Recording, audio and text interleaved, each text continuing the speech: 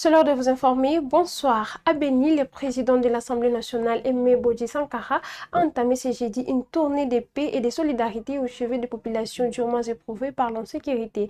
À la tête d'une délégation de députés du Nord Kivu, il est venu exprimer sa compassion et le soutien de la représentation nationale dans un territoire marqué par les tueries des civils et l'afflux massif de déplacés. Reportage. À la tête d'une délégation des députés du Nord Kivu, le président de l'Assemblée nationale, Aimé Bodji Sankara, est arrivé à Béni ce jeudi 19 février 2026 via l'aéroport de Mavivi, où il a été accueilli par les députés nationaux du territoire ainsi que par plusieurs autorités politico-administratives. Cette visite s'inscrit dans le cadre de sa tournée de paix et de solidarité. Le territoire de Béni, aujourd'hui terre d'accueil des nombreux déplacés, fuyant les zones occupées des Kivu, continue de faire face à une situation sécuritaire préoccupante marquée par des tueries massives des populations civiles. Sur place, Aimé Bodji a déclaré être venu compatir avec les habitants de cette partie du pays durement éprouvée. Il a souligné que sa présence traduit la compassion et le soutien de la représentation nationale, mais aussi la volonté d'accompagner les efforts de stabilisation. Pour ces vacances parlementaires, j'ai choisi de venir passer quelques temps ici avec mes compatriotes du Nord Kivu. Je suis ici à Béni dans le Grand Nord et comme vous le savez, c'est une province qui souffre des affres de la guerre, de l'insécurité depuis plusieurs années. Mais aujourd'hui, Béni, c'est le carrefour où se retrouvent tous les déplacés internes de la province du Nord Kivu et même du Sud. Donc, je suis venu pour compatir avec mes frères et sœurs cette partie de la République qui se trouve ici pour écouter, parce que je suis parlementaire, mon travail c'est d'écouter et enfin pour apporter un message d'espoir par rapport aux initiatives en cours prises par son Excellence Monsieur le Président de la République, Félix Antoine Tshisekedi, chef de l'État, qui ne cesse de fournir des efforts pour la pacification de toute la République. Donc je vais échanger avec mes frères et sœurs ici sur les initiatives de paix pour redonner un peu d'espoir à nos populations. Voilà l'essentiel des raisons pour lesquelles je me retrouve ici. Et donc je vais rester pendant quelques temps ici. Et j'espère que tout va se passer très bien.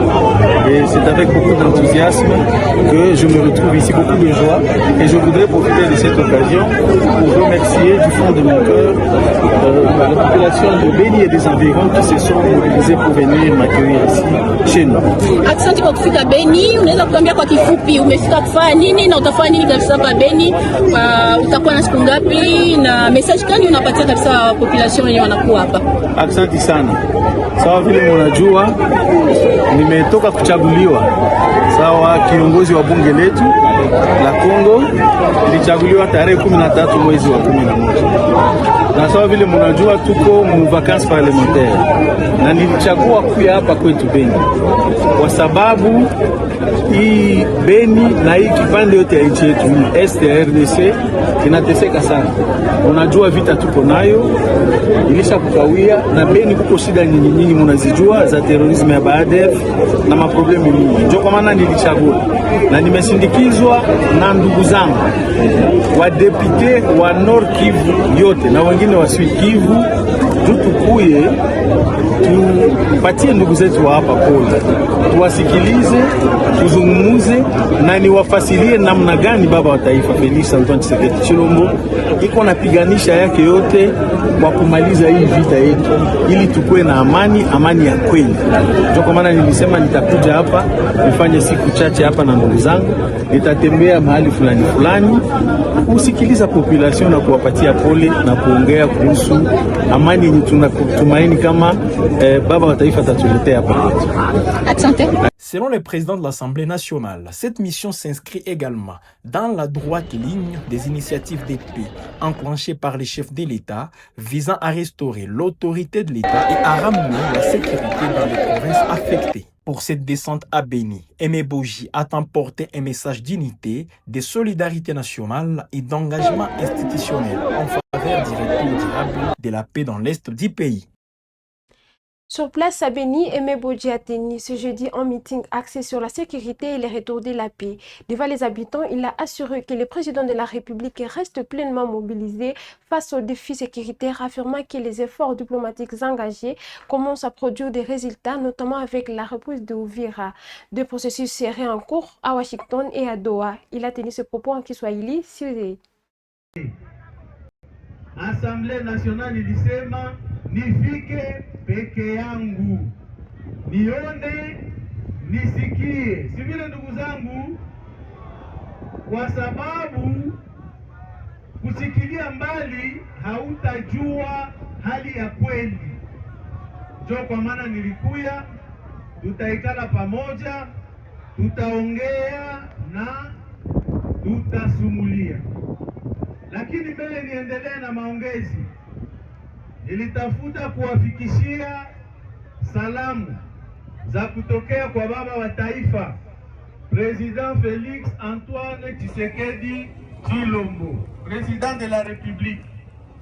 Anasema hivi, wakati utafika pale Beni, Lubero, Butembo, Beni, tefasi yote kwenye utatembea mu Grand Nord, uwafikishie salamu zangu.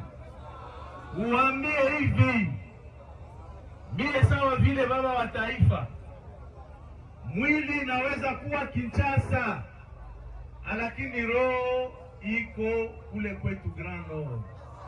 Na mimi najua na mimi nahakikisha, kwa sababu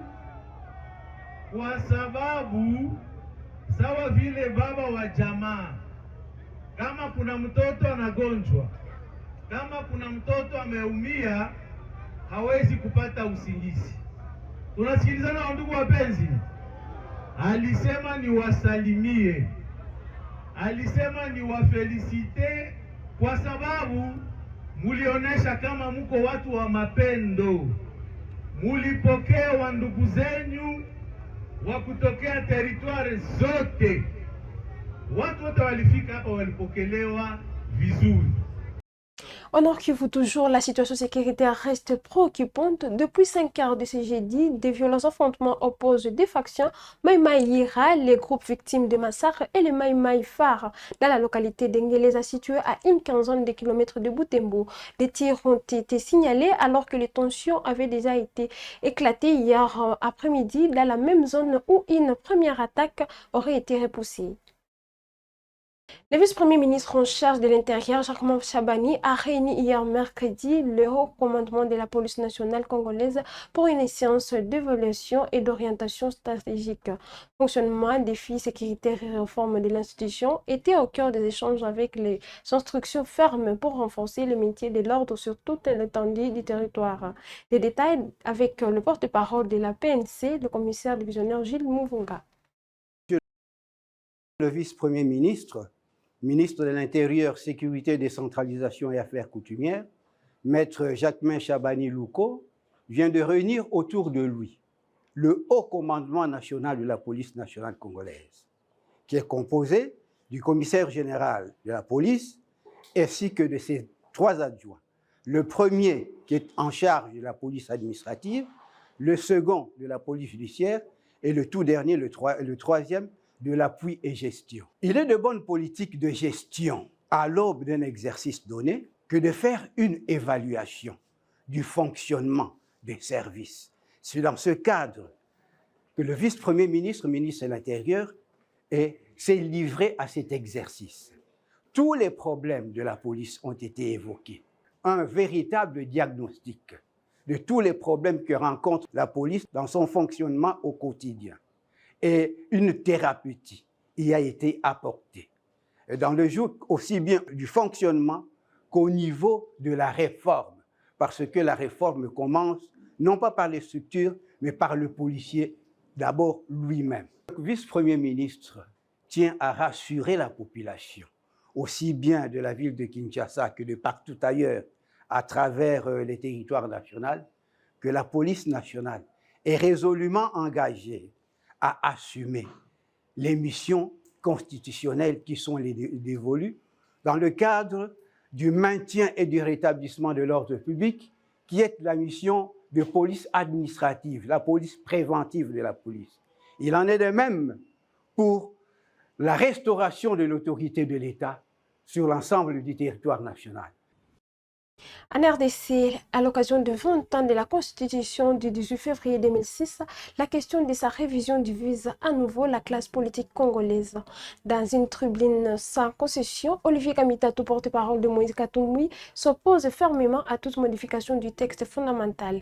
Il appelle plutôt à son application rigoureuse, évoquant la rétrocession de 40% du province, l'équilibre constitutionnel et le respect strict de l'article 220. Plus de précisions dans cet élément. 20 ans après la promulgation de la Constitution du 18 février 2006, les débats sur son application et sa possible révision refait surface en République démocratique du Congo. Dans une tribune publiée mercredi, Olivier Kamitatou, porte-parole de Moïse Katumbi, a livré une charge frontale contre toute velléité de modification du texte fondamental. Pour lui, l'urgence n'est pas de réécrire la loi suprême, mais de l'appliquer dans toute sa rigueur. Appliquer la Constitution, c'est rétrocéder aux provinces les 40% qui nous reviennent de droit. C'est faire du Premier ministre le véritable chef du gouvernement et non un exécutant révocable au beau plaisir du parlant. C'est garantir l'indépendance effective du pouvoir judiciaire, c'est organiser les élections dont la légitimité ne soit plus contestée dès le lancement discrétant, a déclaré Olivier Kamitatou. Dans son analyse, les problèmes congolais ne résident pas dans la qualité du texte adopté en 2006, mais dans son non-respect. Il pointe notamment la gestion sensible de la rétrocession financière aux provinces, l'équilibre institutionnel entre le président et le premier ministre, ainsi que l'indépendance de la justice. Dans son analyse, les problèmes congolais ne résident pas dans la qualité du texte adopté en 2006, mais dans son non-respect. Il pointe notamment la question sensible de la rétrocession financière aux provinces, l'équilibre institutionnel entre le président et le premier ministre, ainsi que l'indépendance de la justice. Plus incisive encore, Kamitatou met en garde contre toute tentative de révision constitutionnelle qu'il juge motivée par les intérêts politiques. Celui qui veut changer la Constitution de 2006 ne veut pas améliorer la République. Il veut se débarrasser des limites que la République lui impose. On ne change pas les règles du jeu quand on a perdu la confiance du peuple. On rend les clés. Au cœur de son plaidoyer figure également l'intangibilité de l'article 220, souvent cité dans les débats institutionnels, qui verrouille certaines dispositions essentielles du texte constitutionnel. Selon lui, la crise congolaise est avant tout une crise de gouvernance et de respect de l'état des droits. Le Congo n'a pas échoué parce que la constitution serait mauvaise. Il a échoué parce qu'elle n'est pas appliquée. Changer le texte ne résoudra rien. Respecter l'article 220 garantit la légitimité des institutions, restaurer l'état des droits, voilà l'urgence. 20 ans après son adoption, la Constitution de 2006 demeure pour le proche de Moïse Katumbi non pas un obstacle, mais un cadre à défendre. À Goma, plus de 20 jeunes issus des quartiers Mikene au Katoyi ont rejoint volontairement ce jeudi 19 février 2026 les rangs de l'armée révolutionnaire congolaise, branche armée de l'AF-123, une initiative présentée comme un engagement patriotique dans un contexte sécuritaire tendu dans l'est du pays. Les détails de ce reportage de la cellule de communication du gouvernement du Nord Kivu.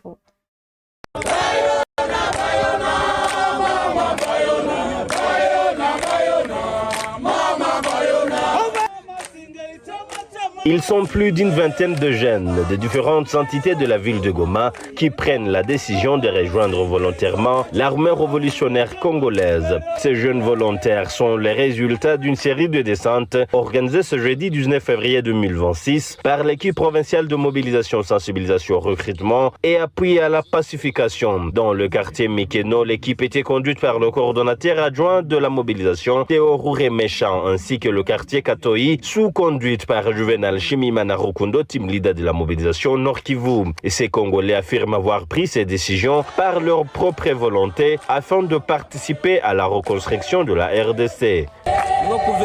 Kwa sababu nimeamua kutumikia nchi yangu, nimekuja na mimi kujiandikisha kuwa mwanajeshi. Nimeona jeshi ni salama kabisa, ni kwa ajili ya kusaidia nchi yangu, ndio maana nimekuja kujituma na mimi nisaidie wenzangu ndani ya jeshi. Motivation, nimependa nisaidie nchi yangu kama. Wajene nawaambia courage, vraiment hakuna kuogopa. Ni mkoje tusaidiane kupigania nchi yetu. Nimefurahia kazi ambayo chama ilikuwa kugomboa hapa, ndio maana na mimi nimependa nijiunge ili na mimi nikuwe mmoja wao. Hakuna motivation, ni morale tu. Gisi wandugu wanatuchunga jwa security, na mimi nipenda nijiunge na mimi nikuwe kinanguvu. Hawakunikaza, ni volonte yangu. Donc vilikuwa kama mie depuis zamani, mais leo ndio nimepata sasa opportunity. Ndio nimeona njo chama mzuri ya kujiintegre ndani. Juu zamani FARDC ilikuwa kama sikupendaka niingie. Na sasa nimekuja kukutana na chama ya mzuri, chama yenyewe imenifurahisha mie kuingia, njo kama nimejiunga. Mie sasa vile message mnatolea ba jeune wenzangu bakuwe nabo tufanye kazi kabisa, ni kazi ya mzuri, nabo batafurahi. Kupare yangu mimi najua opportunity ingaliki ya kuingia kufanya kazi. Kuko siku yenyewe bashene batatafutaka hiyo wakati wanaikosa. Me wakati ingaliki tayari, wakati ingali inawezekana, njia ingali wazi kukia kufanya kazi. Le partenariat des 4,8 millions d'euros signé entre l'AS Monaco et la République démocratique du Congo est désormais dans les viseurs de la justice française. Le parquet national financier a ouvert une enquête pour des soupçons de corruption, de blanchissement d'argent et de détournement de fonds publics et demande la transmission urgente du dossier au parquet de Monaco. Les détails de cet élément. L'AS Monaco et la République démocratique du Congo est désormais au cœur d'une enquête judiciaire en France. Le parquet national financier, PNF en sigle, a ouvert des investigations visant les contrats de sponsoring signés en juillet dernier entre le club monégasque et le ministère congolais des Sports pour un montant de 4,8 millions d'euros sur 3 ans. Centre des interrogations, la promotion de la marque institutionnelle RDC Cœur de l'Afrique, censée renforcer l'image et l'attractivité du pays à l'international à travers le football. Mais selon l'institution judiciaire française, des soupçons de corruption, de blanchiment d'argent et de détournement de fonds publics entoureraient les conditions de conclusion et d'exécution de cet accord. Le PNF, juridiction spécialisée dans la lutte contre la grande délinquance économique et financière, estime que certains flux financiers pourraient relever de sa compétence. Toutefois, l'AS Monaco étant juridiquement implanté en principauté, le parquet français réclame désormais la transmission en urgence du dossier au parquet judiciaire de Monaco, territorialement compétent. À ce stade, aucune mise en examen ni condamnation n'a été prononcée. L'ouverture d'une enquête ne présume pas de la culpabilité de parties concernées, mais cette affaire pourrait avoir des répercussions diplomatiques et politiques, notamment en RDC où la gestion des fonds publics pourrait susciter de vives réactions. En réaction à cette information, le ministère des Sports et des Loisirs a rejeté catégoriquement les accusations relayées en premier par les médias français L'Équipe.